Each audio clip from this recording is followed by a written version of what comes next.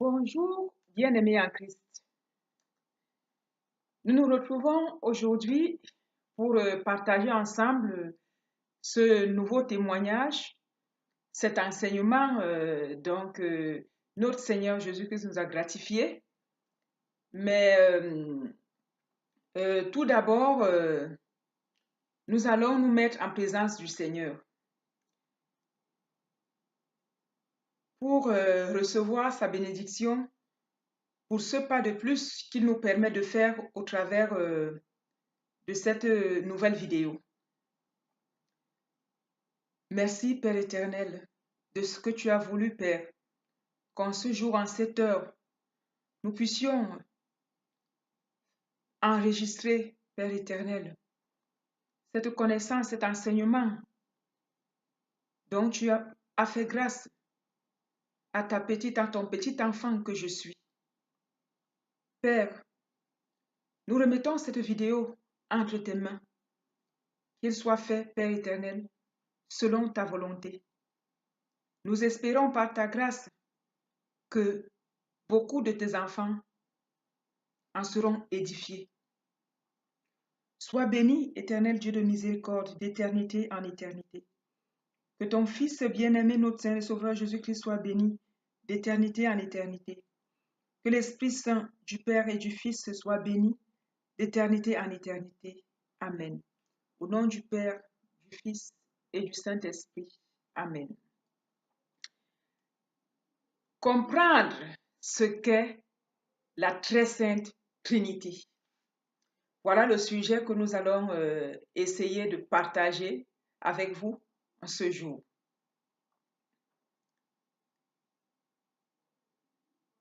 Dieu parle de lui en nous depuis la Genèse, notamment dans Genèse 1, verset 23.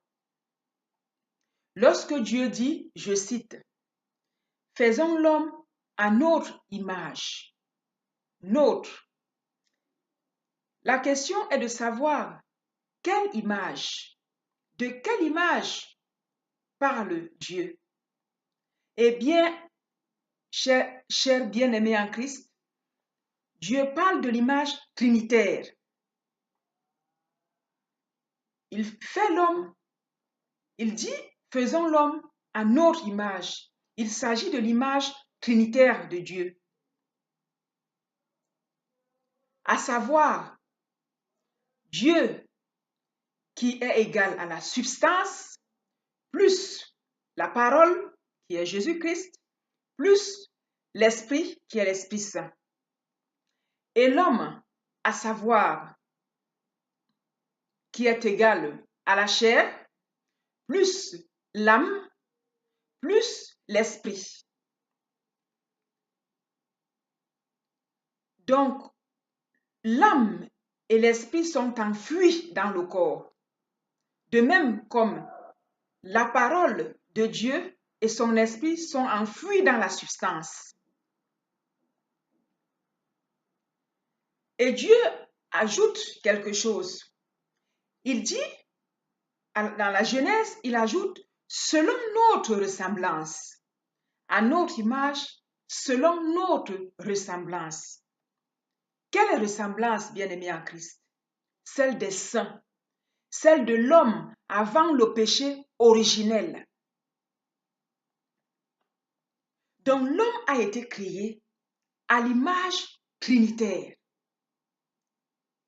Et on le voit, depuis la Genèse, le Seigneur parle de lui en nous, en passant par Abraham qui reçoit la visite des ces trois personnes qui sont venues vers Abraham et qu'il annonce justement que sa femme Sarah enfantera d'un fils alors que pour elle, elle pense que tout était fini. Jusqu'à l'Apocalypse, ce Dieu trinitaire s'est toujours manifesté tout au cours de l'histoire, depuis la création. Et bien-aimé en Christ, c'est ce Dieu trinitaire qui s'est révélé à moi. Je témoigne de ce Dieu trinitaire qui est venu jusqu'à ma misère extrême pour me sortir de la mort, me libérer des chaînes de l'enfer, me redonner la vie. Le mot Trinité semble embêter, ou plutôt devrais-je dire, pose problème à un grand nombre d'entre nous, surtout même à mes frères chrétiens protestants. À beaucoup de mes frères chrétiens protestants. Ce qui est normal, à mon avis, que ce mot Trinité puisse poser problème. Car le manque d'explication concrète, de compréhension profonde, fait que beaucoup d'entre nous restent sur leur soif. Soif de vouloir comprendre, mais de ne pas pouvoir. Soif de comprendre, mais de ne pas accepter. D'accueillir, tel un petit enfant, cet immense mystère.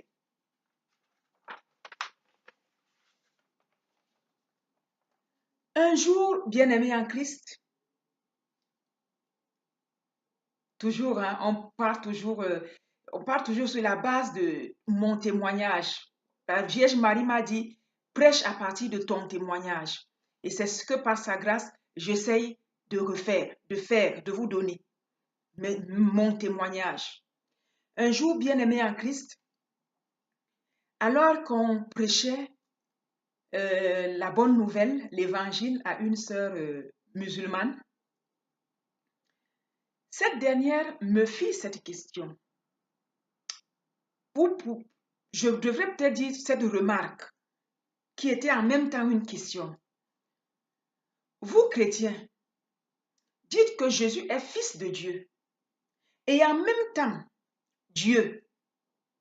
Comment cela peut-il être possible? Comment Dieu peut-il avoir eu un fils? À croire que vous adorez plusieurs dieux.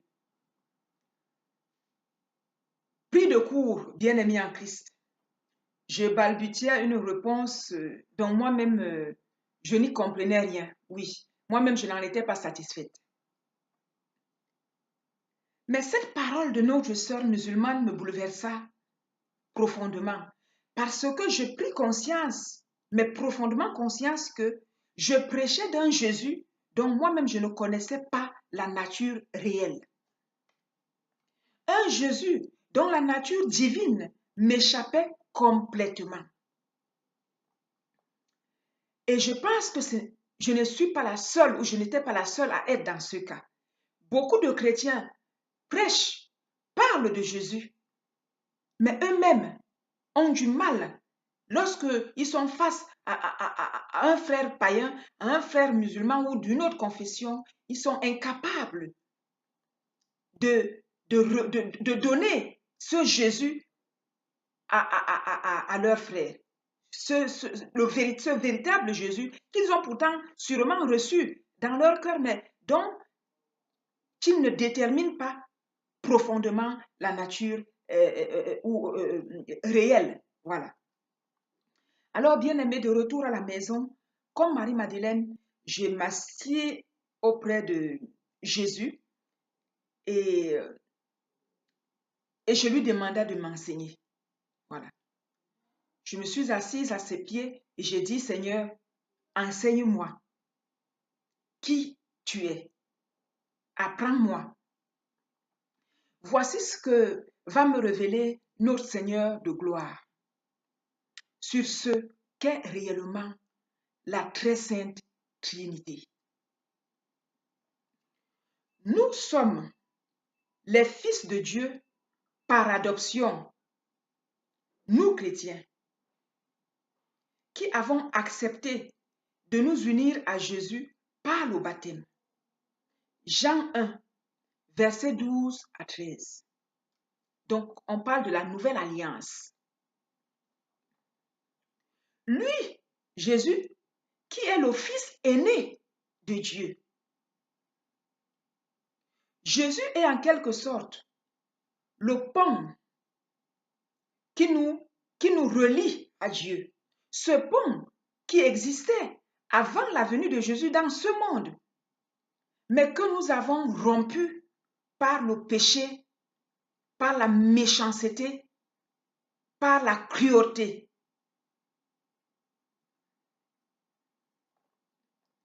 Qui est Jésus-Christ? Jésus-Christ est le Fils unique de Dieu, car il a été engendré. Il a été engendré et non créé comme le sont les hommes. En d'autres termes, bien-aimés en Christ, Jésus-Christ est sorti de Dieu. Il a été revêtu de chair par Dieu, Jean 1, verset 14, pour pouvoir sauver les hommes. Jean 1, verset 29. Quelle différence y a-t-il entre Jésus-Christ et nous? Nous, bien-aimés en Christ, sommes des créatures. En d'autres termes, qui ne va pas convenir à beaucoup, nous sommes fabriqués par Dieu, mais revêtus de sa divinité. Nous sommes fabriqués par Dieu, créés par Dieu et revêtus par Dieu de sa divinité. Jésus-Christ, lui, il est la parole de Dieu. Il est ce qui sort de la bouche de Dieu. La parole, le verbe fait chair, la parole de Dieu. Jean 1, verset 18. Et c'est ce qui donne à Jésus son titre de fils unique. Parce que Jésus est la parole de Dieu, que Dieu n'a qu'une seule parole, c'est ce qui fait de Jésus le fils unique de Dieu.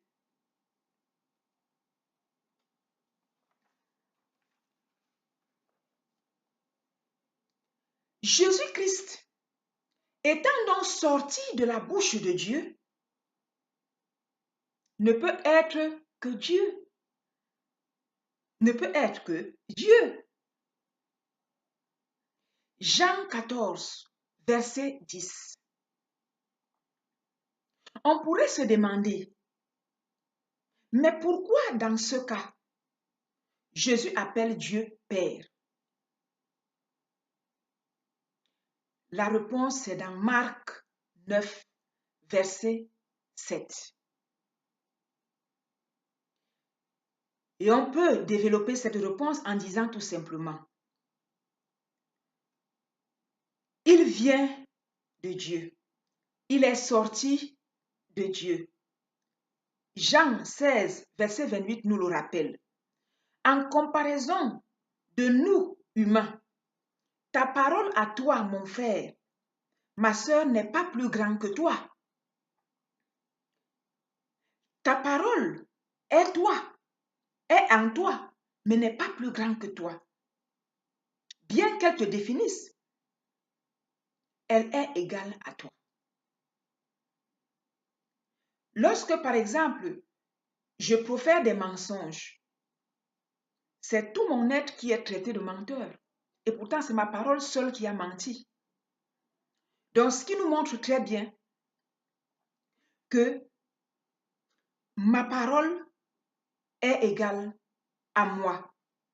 Cependant, elle sort de moi, donc elle n'est pas plus grande que moi. Je pourrais dire, j'accouche de ma parole.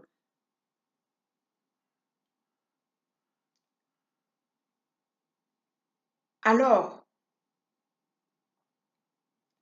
c'est ainsi va ainsi va de Jésus-Christ.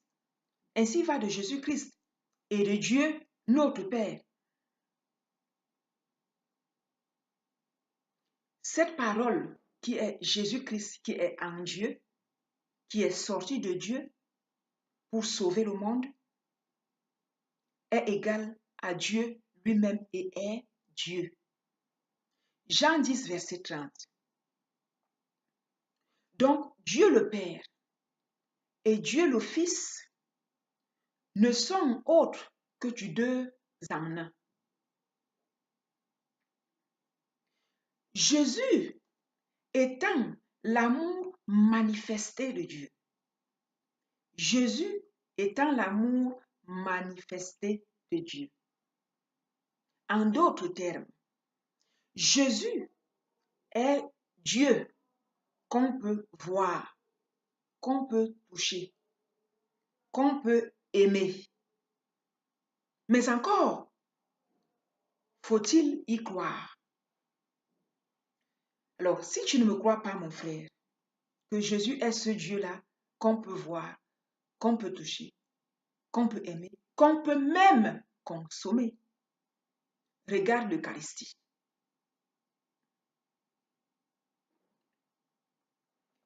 Regarde le Saint-Sacrement.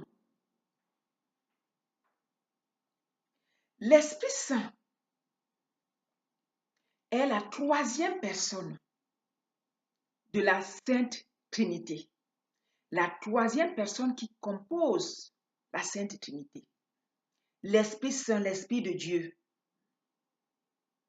qui est descendu sur nous à la Pentecôte, dans la chambre haute, qui descend toujours sur nous jusqu'à ce jour,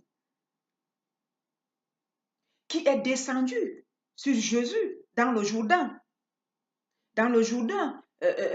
lors de son baptême, Jean 1, verset 33. Cet Esprit Saint qui est décrit, qui est nommé par Jésus lui-même comme étant le Paraclet, le Consolateur, l'Avocat, le doigt de la main du Père, la source d'eau vive, l'eau de vie, le feu purificateur, et j'en passe. Un seul esprit, un seul et même esprit, qui est tout cela, qui fait tout en tout.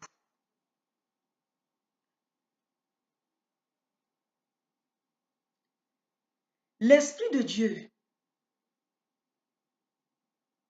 oui, cet Esprit du Seigneur, cette troisième personne de la très sainte Trinité, est celui qui opère tout en tout.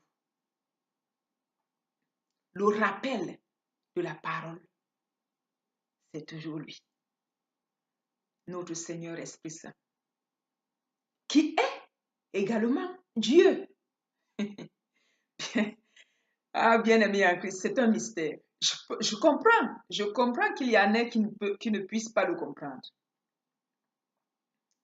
C'est cette eau vive qui a jailli du cœur de Jésus lorsqu'il fut transpercé par la lance au moment où Jésus chair nous quittait.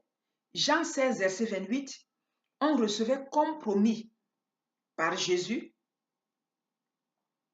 l'Esprit Saint, symbolisé par cette eau qui a jailli du cœur de Jésus. Descendait, oui, cette eau qui a jailli du cœur de Jésus descendait dans le monde au moment où Jésus chair nous quittait. L'on remarque qu'il n'y avait pas que l'eau qui a jailli du cœur de Jésus. Il n'y avait pas que l'eau vive qui a jailli du cœur de Jésus, mais également du sang. Et ce sang nous certifie que Jésus lui-même a demeuré parmi nous jusqu'à la fin, comme il nous l'a promis. Ce sang qui a jailli aux côtés de l'eau nous certifiait, nous confortait, nous confirmait que le Seigneur de gloire, la promesse qu'il nous a faite de rester auprès de nous, de rester avec nous jusqu'à la fin, il tenait à sa promesse. Et ce Jésus, c'est le Sacré-Cœur. Ce Jésus qui est resté à nos côtés jusqu'à la fin du monde, c'est le Sacré-Cœur. Et c'est notre véritable demeure, bien-aimés en Christ. Le Sacré-Cœur de Jésus est notre véritable demeure. Et le Seigneur Jésus nous y convie tous à trouver refuge, à trouver repos, à trouver la paix, la sérénité dans son Sacré-Cœur. Et ce, depuis 2000 ans. Ce sang aux côtés de l'eau qui ont jailli du cœur de Jésus représente donc les deux personnes de la Trinité, à savoir Jésus, Christ et l'Esprit Saint.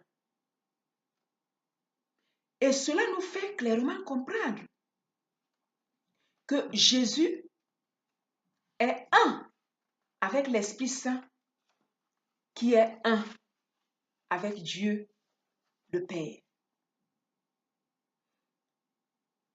Jean 1, verset 33. Oui, mes frères, c'est un grand mystère. 3 en 1, 1 en 3. Quel mystère! Si différent, et pourtant un seul Dieu. 3 personnes en une. Dieu qui est Père de Jésus, Père des hommes. Jésus-Christ qui est Fils unique, qui est l'agneau, qui est le Sauveur, qui est l'époux, qui est le frère de tous. L'Esprit Saint qui est le consolateur, le purificateur, la source d'eau vive, l'avocat, et j'en passe. Bien-aimé, lorsqu'on parle de l'Esprit Saint, l'avocat, cela me ramène à un témoignage que un jour, bien-aimé en Christ, une sœur en Christ vint me voir. Elle avait besoin d'un petit dépannage. Elle n'a pas exigé un montant. Elle voulait acheter un petit quelque chose. Elle avait besoin que qu'on la dépanne un peu. Alors, j'ai pris 10 €, j'ai donné à cette sœur pour la dépanner. Et lorsque le moment de la prière de l'Angélus est arrivé, alors que je me tenais devant le Seigneur pour élever mes prières vers lui, le diable vint également et il m'accusait. Je l'entendais qui m'accusait encore et encore devant le Seigneur. Et voilà ce dont il m'accusait. Mais regarde, Seigneur, regarde-la. Elle se place devant toi. Alors qu'il y a une de ses sœurs tout à l'heure qui n'avait pas assez de quoi vivre, de quoi manger, qui est venue vers elle. Regarde ce qu'elle lui a donné. Alors qu'elle en avait beaucoup plus. Elle en avait davantage. Elle aurait pu lui donner bien davantage. Regarde tout ce qu'elle lui a donné. Et maintenant, elle est là. Et puis, elle vient adorer. Et en fait, bref, il rabâchait. À un point où, bien aimé en Christ, je ne pouvais pas me concentrer dans la prière. Je n'arrivais pas à me concentrer. Je n'arrivais pas à avancer même dans la prière. Et en même temps, en moi-même, je me culpabilisais un peu. Parce que je disais, oui, ce qu'il dit, il a raison. Il est évident que j'aurais dû, je me disais même en moi-même, j'aurais dû donner davantage à cette sœur. C'est vrai, je ne l'ai pas fait. Seigneur, pardonne-moi. Je commençais à me culpabiliser. Et c'est là que l'avocat est venu. L'Esprit Saint. L'Esprit Saint a pris ma défense. Et il m'a insufflé cette parole de dire que j'ai dit à Satan, oui, j'ai donné à cette sœur 10 euros. Oui, j'aurais bien pu lui donner davantage parce que j'en avais en ma possession. Mais cependant, devant l'Éternel, ce qui compte, ce n'est pas la quantité qu'on donne, mais c'est le cœur qu'on y met à donner. Alors j'ai donné à cette sœur ce que mon cœur a désiré lui donner de bon cœur et de tout cœur. Et c'est ce qui compte. Lorsque j'ai fini de le dire, Satan est parti. Et j'ai pu continuer ma prière dans la paix du Seigneur. Pour vous dire que l'avocat, le défenseur, l'avocat qui est l'Esprit Saint, fait véritablement son travail d'avocat auprès de nous. Lorsque l'accusateur vient nous pointer du doigt.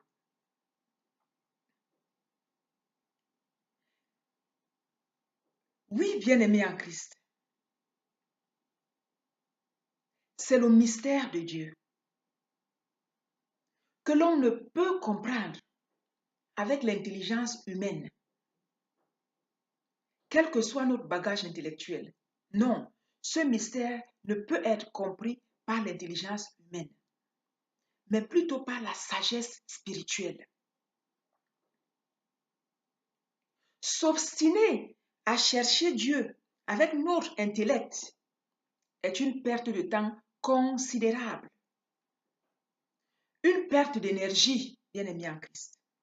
Et cela finit toujours, même je peux dire, cela finit souvent par nous faire tomber dans le rationalisme, l'apostasie, l'athéisme.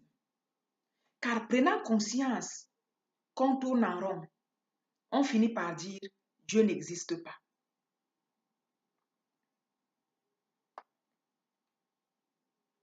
Le royaume de Dieu échappe à un grand nombre d'entre nous à cause de ceci.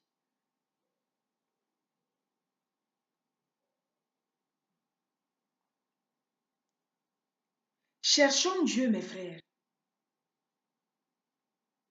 en esprit, car Dieu est esprit. Cherchons Dieu, mes frères, en vérité, car Dieu est vérité. Jean 4, versets 23 à 24. En esprit, cela veut dire en mourant à notre ego. En esprit, cela veut dire, bien-aimé en Christ, en mourant à notre ego. En vérité, bien-aimé en Christ, cela veut dire dans la sincérité de notre cœur. Oui, c'est là qu'on le trouve. Toi, mon frère, qui passe ton temps, mon frère pasteur, mon frère protestant, mon frère athée, et j'en passe, mon frère musulman et autres, qui passe ton temps à essayer consciemment ou inconsciemment à dégrader l'image trinitaire du Dieu 3 fois saint, tu es dans l'erreur. Viens t'asseoir comme un petit enfant au pied de Jésus. Il se révélera à toi. De par la Trinité, on comprend mieux, bien-aimé, l'amour dans la diversité à laquelle Dieu nous appelle. Car cette diversité commence par Dieu lui-même, qui est un en toi et en nous. Nous sommes appelés par Dieu à nous unir à cet amour en prenant conscience que quelles que soient nos origines ethniques et autres, notre couleur de peau, notre appartenance religieuse, notre rang social, nous sommes tous fils et filles d'un seul Père, Dieu éternel tout-puissant. Nous sommes fils et filles d'une seule chair. Nous descendons tous d'Adam et Ève.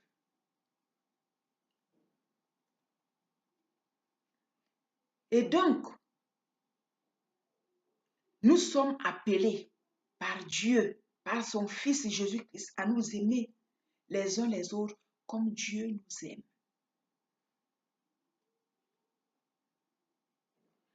Un jour, bien-aimé en Christ, un autre petit témoignage. J'ai pris mes petits, nous sommes allés dans un kebab où on avait l'habitude de manger. Arrivé dans ce lieu, le serveur nous présente le menu. Et je vois que le kebab a augmenté de prix. De 5 euros, il est passé à 7 euros. Je me suis indignée. J'ai dit au serveur, mais ce n'est pas possible. C'est de l'or que vous avez ajouté dans votre kebab qui fait qu'il est tout d'un coup augmenté de 2 euros.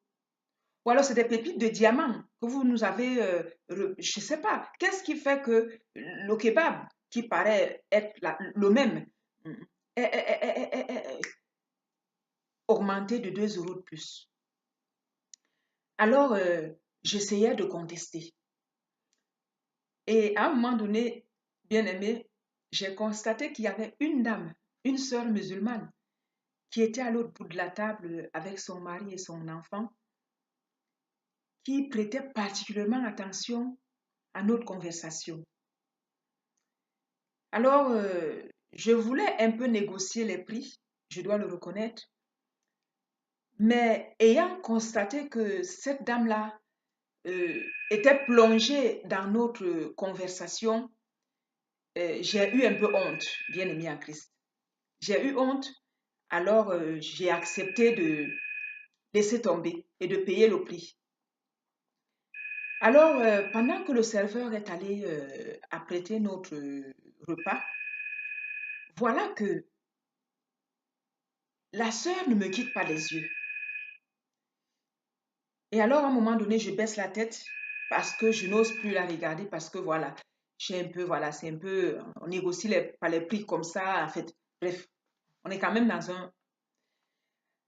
Alors, à un moment donné, je vois quelqu'un devant moi. Levant les yeux, c'était cette sœur musulmane qui était devant moi et elle me tendait la main. Prends, me dit-elle. Et elle me tend 2 billets. Elle me donne 15 euros. Elle me tend 15 euros. Et je la regarde. Je lui demande, mais pourquoi? Pourquoi faire? Elle me dit, paye à manger aux enfants. Paye à manger aux enfants. Je dis, mais non, ma soeur, je n'en ai pas besoin. J'ai de quoi payer à manger aux enfants. Merci quand même. Mais ne vous en faites pas. J'ai de quoi payer, sinon je serais partie. Alors elle insiste. Prends, paye à manger aux enfants, paye à manger aux enfants. Je prends malgré moi, bien-aimé en Christ, mais je l'interpelle. Je lui demande, pourquoi? Pourquoi faites-vous cela? Et là, je vois ses yeux se sont remplis de larmes. Et elle m'a dit, je suis malade. Oh, bien-aimé en Christ, j'étais pris de compassion pour elle. J'ai osé quand même lui demander, de quelle maladie, de quel mal souffrez-vous? Et là, elle m'a dit, j'ai un cancer du sein. Oh, j'ai eu beaucoup mal pour elle. Alors, elle est repartie s'asseoir à sa place. Je me suis tournée vers notre Seigneur de gloire, Jésus-Christ, qui est toujours là avec nous. Et je lui ai dit, Seigneur, tu vois cette dame, on fait un petit échange. Moi, je t'offre mon kebab pour sa guérison, pour sa libération, en échange de sa libération. Et alors que je méditais pour cette dame-là, dans mon cœur, l'Esprit Saint me dit, mais va prier avec elle. Ah, j'ai dit, mais Seigneur Esprit Saint, c'est une musulmane. On va prier quoi? Moi, je prie le Seigneur Jésus, c'est lui que j'appelle. Mais l'Esprit me pousse, va vers elle. Alors, à un moment donné, par sa grâce, je prends courage et je vais vers notre sœur qui s'apprêtait à partir. Et je lui dis, est-ce que vous accepterez bien que on prie ensemble? Elle me dit, oui, pourquoi pas? Hmm. Alors, nous sommes partis, il y avait un petit couloir un peu isolé. On s'est isolé dans le couloir et alors je lui ai dit, mais tu sais, moi, c'est Jésus-Christ que j'appelle pour la guérison de ton mal. Ça ne te dérange pas? Non, me dit-elle. Alors on a convenu ce qu'il y avait à convenir et puis on a prié et on s'est séparés. Voyez-vous, bien-aimés en Christ, l'homme, nous sommes une seule et même chair. Nous descendons tous d'un seul ancêtre, Adam. Nous sommes tous fils d'un seul Père, Dieu Tout-Puissant. Qu'on le veuille ou non, c'est un fait. Et nous sommes appelés à nous aimer, à s'entraider. Nous sommes appelés à être à l'écoute les uns envers les autres. En conclusion, bien-aimés en Christ, l'homme se compose de 3 parties distinctes et pourtant un seul corps, à savoir la chair, l'âme et l'esprit. Ainsi, il va de Dieu, le Père Tout-Puissant, qui lui aussi se compose en 3 parties, à savoir la substance, la parole et l'esprit. Le Christ s'est révélé à la Samaritaine dans la parole, dans l'évangile, une grande pécheresse. Ce même Christ qui est le même hier, aujourd'hui et demain s'est révélé à la Samaritaine que je suis, grande pécheresse, la plus misérable de tous, la moins que rien. Pourtant, il est venu jusqu'à ce rien que je suis pour m'apprendre, pour m'enseigner, pour me permettre de faire de mon cœur sa demeure. Le jour de la fête de la Trinité bien-aimée en Christ de cette année 2018, le Seigneur Jésus va signer cet enseignement par ce clin d'œil. Dieu a beaucoup d'humour, beaucoup d'humour. Il va signer cet enseignement bien-aimé en Christ par ce clin d'œil. Voilà ce qu'il va me dire. La Trinité est comme une voiture dont Dieu est la carrosserie, Jésus est le moteur, l'Esprit Saint est le carburant. Ça, c'est pour des comme moi, les moindres d'entre nous comme moi. Ceux qui ont beaucoup de mal à comprendre le mystère de Dieu. Oui, c'est ainsi que Dieu parle aux petits-enfants, à ses petits-enfants.